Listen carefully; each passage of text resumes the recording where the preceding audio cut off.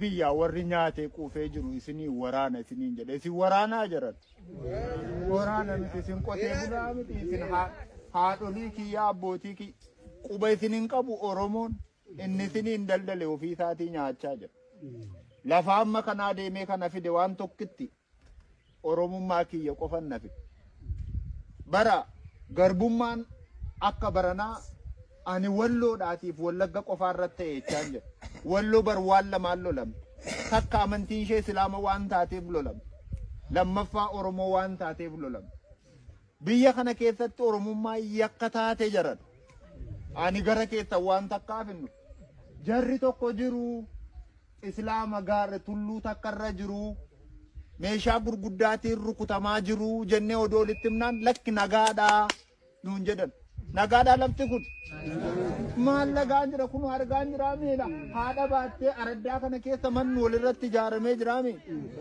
jaallan kiyya ni jaalala keessantu na fide elaa fuula rabbiittan siniin jedha jaalala keessantu na fide isin qofa miti wallaggaa morma kutanii gatan jaran wallooti mormarraa kutanii gatan ilmo Oromoodha mormi bakka biraatti badeetu mudhii gadi bakka biraatti badeetu Oromoon waloo waallachuullee dadhabe kunoo asiiti gandaani kee darbee dhufe kana abbaaf ilmoo wal biratti ajjeetanii ilma walin maranii boollatti gatan maal jirraa jarana jirraa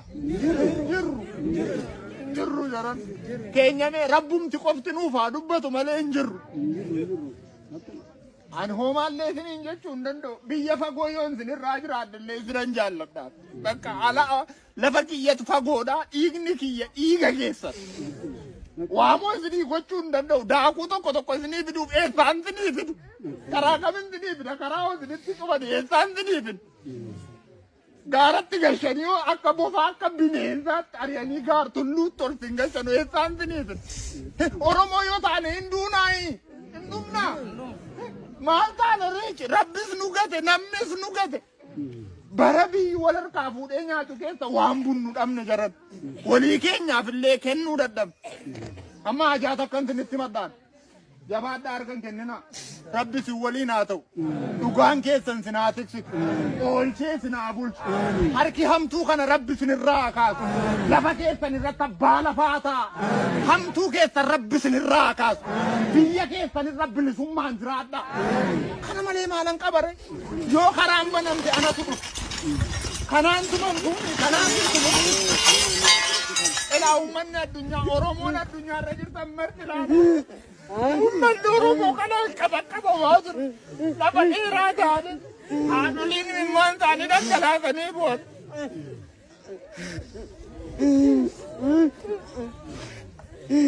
Innumna mana innumna esa daina.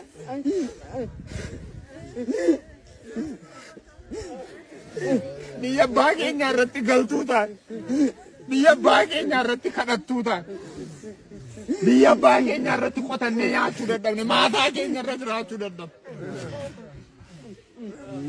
Anteessaati jaarsi buleessi waan lafa kanaan an maqaa keessan sheek abbaasaan beekon sheekni tokko jira kan akka daa'ima isaatiitti walitti qabee jiraatu hidhame naan jennaan halkan tokko guutuun booyan. Ani halkan takka guutuun booy sheekichaan beekon garuu Oromummaa isaa duwwaadha naan kan naga'u. Jarana tokkitti isinaan jedhu dhugaan keessan ooshee isinaa bushu. Rabbi isinitti amantan tokkichi sun himee eegee isinaa galchu.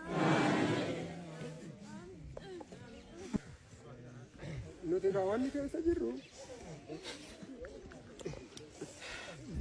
Suuraan maa agartan kanasi dishqaa achirratti xamadanii amaarri dhufee raawwateennaa nurratti dhukaasee.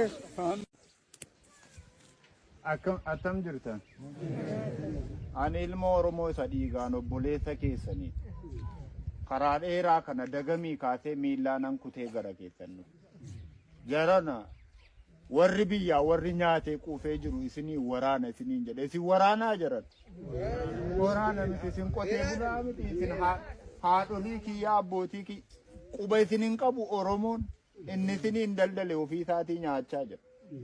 Lafa amma kanaa deemee kana fide waan tokkitti Oromummaa kiyya qofan na fide bara garbummaan akka baranaa ani walloodhaatiif wallagga qofaarratti ta'e jechaan jira. Walloo bar waan lamaan lolamte. Takka amantiin ishee Islaama waan taateef lolamte. Lammaffaa Oromoo waan taateef lolamte. Biyya kana keessatti Oromummaa yakka taate jiran. Ani gara keessan waan takkaaf hinnu. Jarri tokko jiru Islaama gaarre tulluu takkarra jiru. Meeshaa gurguddaatiin rukutamaa jiru jennee odoo walitti himnaan lakki nagaadhaa nuun jedhan. Nagaadhaa lafti kun maal nagaan jira kun argaan jira miila haadha baattee araddaa kana keessa manni walirratti ijaaramee jira mi jaallan kiyya ni jaalala keessantu na fide elaa fuula rabbiittan siniin jedha jaalala keessantu na fide isin qofa miti wallaggaa morma kutanii gatan jaran wallooti mormarraa kutanii gatan ilmo Oromoodha mormi bakka biraatti badeetu mudhii gadi bakka biraatti badeetu Oromoon waloo waallachuullee dadhabe kunoo asiiti gandaani kee darbee dhufe kana abbaaf ilmoo wal biratti ajjeetanii ilma walin maranii boollatti gatan maal jirraa jarana jirraa jirru jaran keenyamee rabbumti qofti nuufaa dubbatu malee hin jirru. An homaallee isiniin jechuu hin danda'u. Biyya fagoo yoon isinirraa jiraadillee isinan jaalladha. Bakka ala lafa kiyyatu fagoodha. Dhiigni kiyya dhiiga keessan. Waamoo isinii gochuu hin danda'u. Daakuu tokko isinii fiduuf eessaan isinii fidu. Karaa kamiin isinii fida? Karaa isinitti qubate eessaan isinii fidu? Gaaratti galchanii akka bofaa akka bineensaatti ari'anii gaar tulluutti ol sin galchanu eessaan isinii fidu? Oromoo yoo taane hin duunaayi. Hin duunaa. Maal taane reechi rabbis nu gate namnis nu gate bara biyyi wal harkaa fuudhee nyaatu keessa waan bunnu dhabne jaran walii keenyaaf illee kennuu dadhabne amma ajaata akkan sinitti maddaan jabaadhaa argan kennina rabbis waliin haa ta'u dhugaan keessan sinaa tiksitu oolchee sinaa bulchu harki hamtuu kana rabbi sinirraa kaasu lafa keessan irratti abbaa lafaa ta'a hamtuu keessan rabbi sinirraa kaasu biyya keessan irra bilisummaan jiraadha kana malee maalan qabare yoo karaan banamte anatu dhufu kanaan tumamtu kanaan tumamtu elaa ummanni addunyaa Oromoon addunyaa irra jirtan marti laata ummanni Oromoo kanaan qaba waa jiru lafa dheeraa taane haadholiin imimmaan taane dhaggalaasanii bu'an.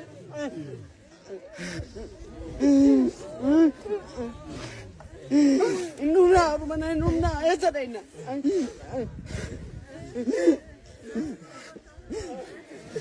Biyya abbaa keenya irratti galtuu taane biyya abbaa keenya irratti kadhattuu taane biyya abbaa keenya irratti qotannee nyaachuu dadhabne maataa keenya irra jiraachuu dadhabne.